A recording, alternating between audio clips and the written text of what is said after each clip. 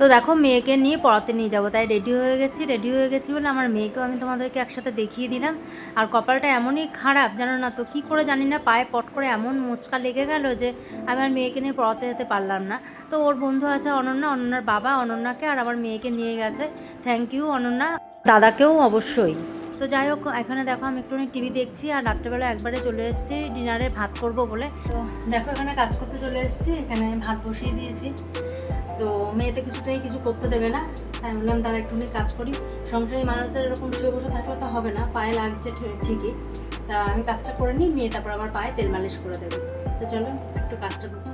আর পায়ে মোচকা লেগেছে শুনে বতে দেখো সজনাটা নিয়ে এসছে। আর এখানে আমি মোরব্বা খেতে চেয়েছি বলে মোরব্বা নিয়ে এসছে, মানে মোরব্বা খেতে চেয়েছি বলে ও মোরব্বা জানে শুনেছে আমি ভালোবাসি। আগে কিন্তু ভালোবাসতাম না, বাবা প্রচুর নিয়েছে, তখন মুখে ছুঁয়ে দেখতাম না, এখন যাই হোক খেতে শিখেছি।